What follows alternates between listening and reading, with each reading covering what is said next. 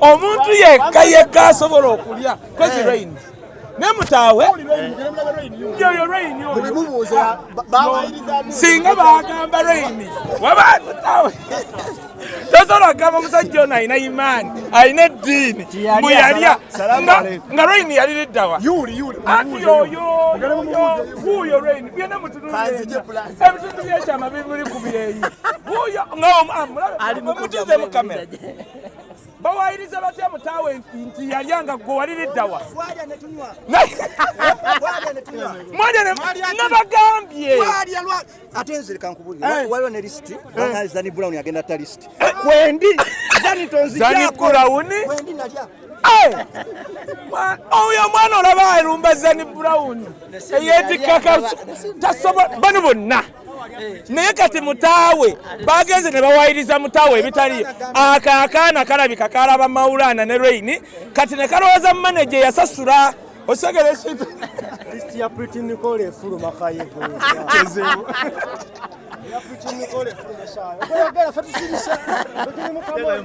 Batenja banyonyole ebya Pretty Nicole tujja biraba teri aluminga nga talina kigenda oli ku mwana ofaayo bakubyewa oli mu bbeere bakubyewa katulabe bbeere Kaye ebyo tujja biraba nga tutuusa amuzane mu kasenge n'omusikalo katulabe bano empale tebagikubiddemu bagikuba ndi mu kuwolereza Mutawe wamma tasobola kulya era omwana gwe simanyi Makirini yawula omuntu eyakuwako ku ssente n'eyalya Mutawe tasobola kulya wabula yakuwa bwisente tokikaane yiwe aba yalya musango akisinziira nti abantu abalidde bamanyi waba aliisa kitwe bw'omanyi akaana kali kagamba teri akalya nga ayambadde kaveera Uganda teri ayambala naawe oli siriyasi n'oli omutamivu Bobi yandibadde n'abaana bataano singa ayamba anedde kati anti kisinziira naye waayoyo Katonda si yamuyambye ani gwoyogedde eri kwambala basembuleeta obunankani obwo mu 2013 anedda era esitooko gye tukyaliko nze nali ndowooza oli omutamivu yatagira ani teri eyagwa mu bisambi Shiba yasigaze nedda gwe ngamba mulala agundi oli omulimi mwagumira emiggo atyangu nnyo naye gwe Shiba olowooza yasigaze ebisambi Shibaki gwe bagwa mu bisambi tabyabikwabula bangamba kati ennaku zino mbwe ebisambi byabikubamu gundi make-up engeri omusajja gye yabikwabula ojja ogende nga bwe wakebera Pretty Nicole wesita ogende ewa Shiba omugabe kankebere ndabe ebisambi ebyakati byakukwatako si byakwogera bwogezi n'olaba bwe tugamba nti kabaka mulwadde gendayo ewuwe olabe oba muki oba mulwamu baga nti gundi anywa atamiira gendayo omuguli ebicupa bbi olabe bakola ki kakiringa ng'ono pulezidenti yajjidde mu byambalo bya sino tuzze samba mupiira amanye ennyonyi nyange weebeera Kaye akoze ekintu kimu kye mwagalako yategeera nti Ichuli y'ennyonyi nyange tova wali Ichuli omanyi Ichuli ono laba nno Roja mu kye bamukoze y'omu ku baalya pulezidenti soko nnyonyi Roja jangu wano nnyonyi ali mu kisaawe omwana yagambye tumwogereko temutta Makirini buli muntu eyalya gwe yakwerabira yakwogedde off the camera Iranda alina oluyimba bayita waya manager Roja naye oba amukonya oba amutambuza tetumanyi tabatuwaako naye oba wabaki oba omukonya oba ayambuka kiri gy'oli naye nga waya kayimba ne kolabo yagundi ku Lunedi ne Joyranda was beautiful oli w'amaanyi naye akaana gwakeesibyeko naye kaakati okujjako nga naawe oyagala okufa kati mboro kimbonogena mu kisaawe ikayompitanga gwe Di Maria tomanyi nawe tozinyenga muhozi nedda sebo otongeza kwabo ndi mubi nnyo mu mupira sebo mwenda.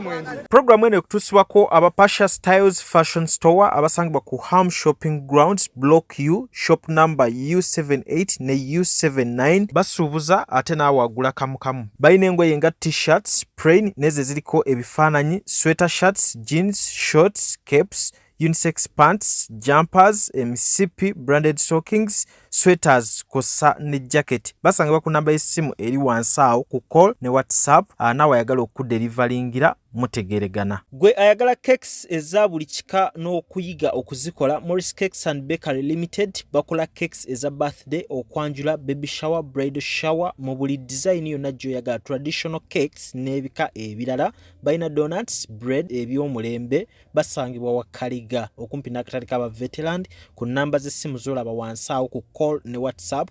Kola order cake kutuukako yonna gy'owangaalira. Gwe ayagala okuzimba biodigester oba septic tanka ey'omulembe guno giyite kaabuyonjo etali ya ssente ate ng'egenda mu kifunda, tewunya ate tenunwamu, oyina ssomero, oyina ddwaliro, mizigo, maka. Kubira abaali Hila Holdings Uganda Limited ku namba z'essimu z'olaba wansi awo ku call ne WhatsApp babere ng'ate bakutereereza ebya kaabuyonjo mu kifo kyonna ky'oyagala ogiteekamu. Arapex Tile Adhesive and Grout eri ayagala okusiba tayozi z'ezinywere mu ddiiro, ku lubalaza, mu kisenge oba mu kinaabiro, oli wa ddwaliro, oli wa akeedi oba ekifo kyonna ky'oyagalamu obugumu obw'enjawulo olw'ekirungo ekiteekebwamu. Amwetaaze genda mu hardware ekuliraanye Seeding Tile Center ku Salama Road, kosa n'ennamba z'essimu nga wooziraba wansi awo ku screen yo.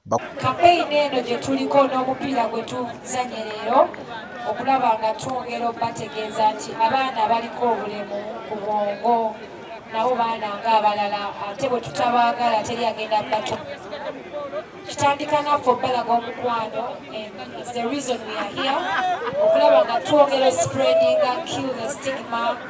Era nebaza buli atujoyininze leero kubanga it's the main thing we are here today. Mwebale nnyo, mwebalire ddala.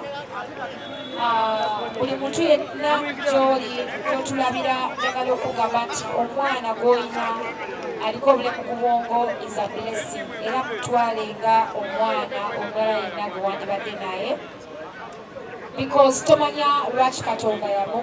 Don't know why this child lives. Tomanyi lwaki alina obulamu, abalamu ne bafa naye ate omwana aliko obulemu n'asigala nga mulamu. So let's appreciate that. Let's embrace the kids that we have. Kuba naye muntu nga gwe Mukama Katonda takola nsobi. There is a reason why that child is with us. So let's embrace them, let's love them, let's support them. Oluganda. All right. So abaana baliko obulemu ku bwongo tubaagale kwa mukwano kubanga nabo baana ng'abala. Waliwo ensonga lwaki omwana oyo mulamu ate nga waliyo abalamu abalina amagulu abategeera ne bafa. Katonda takola nsobi. N'olw'ensonga eyo twongere okupushinga message eno etuuke ku bantu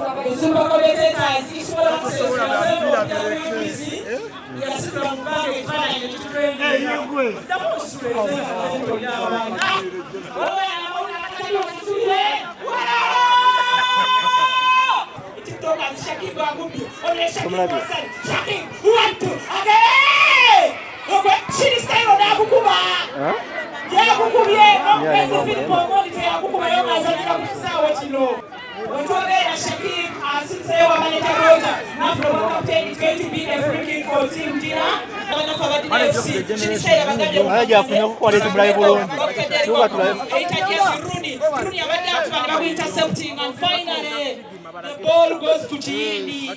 Uganza kumwalo. Bagala byennyanja bagukomyewo. Awo tudde mupira gusamba. We have a few minutes left to be playing for. Manager yatuyemo Jones basonyola ndaye. Yagenda kusanga wakati kundaita kuisalite. Obulemu bukubulawa. Nenga tuli wano kiuga stigma zekalabalaba. Sebo, wansebo. Oli mukwano gwa musiramu omusajja akasiramu ko oli mukulamuza mmere mu kisibo. Oli muganda wange. Tuli mu time yene yokusibuluka. Iyo bude tebunnatuuka. Nasibuluka samika. Zina kwa saawa emu. Emu. Kubulako eddakiika mmeka. Zikyabulirayo nno ddala. Sebo budde bugeze kuko kubulako eddakiika 17. Kati nesetting emmere ireme kuggwayo ndire mu time. Yasalawo era ali mu kusiiba. Nali manyi tajja mmalako. Wanda nasooka ne muganda wange onaamalako okusiiba. Nangamba nja kumalako naye kakati ennaku zo zigenderedde era asiiba. Tekina kyekitosizaamu okukyusa kutya mu nkola yammwe ey'emirimu. Ate kiina kye kikyusiza yadde n'akatono. Abantu babeera bibeera alamu. Ate kati gino mirimu kubanga ekyamazima ng'obusiraamu buzze bwe yasiramukira twali tukola ate nga kino gwe mulimu gwaffe gwe tujja akasente so katubaako engeri gye tukikolamu ate ne kinyumira abantu ate kirina gye kitukosaako buli muntu waddembe okukola kyabakoze eki kyawuliramu emirembe ate amadiini mangi kitegeera so lwakuba nti abantu abamu baba omuntu asiramuse kati talina kukola kino kati omuntu aba mukatuliki okitegeera oba omuntu aba muprotestant so tuleme lowoozesa abantu nti omuntu bwasiramuka kiba kiwedde just abakkiriza nti Allah mwenzikiririzaamu kusegeera ya obaka bweri abasiraamu bonna abasiraamu tubagaliza ekisiibo ekirungi alhamdulillah kuba nabo bwe basiiba basabira eggwanga lino ne tusobola obbeera obulungi tetujja kugamba nti buli omu yeesabira yekka naye okusiiba okwo ekisiibo ky'abasiraamu nakyo kikola ky'amaanyi nnyo mu biki ebibeerawo mu ggwanga naffe ng'abantu so tubagaliza ekisiibo ekirungi bakimaleko bulungi nensi esobole okwongera otutebenkera ate tufune n'abakulembeze ate abalala abasobola okutwala eggwanga lino mu maaso kyekiganyo samba jaze terya kutuuka jaze ziganye